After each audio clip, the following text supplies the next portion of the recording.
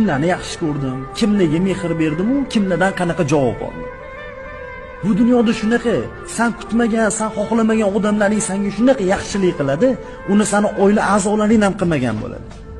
Kutganlaring, sen mehr berganlaring cho'kayotganingda prosta qo'lingga toshib beradi-da, cho'kishingni tomosha qilib turadi.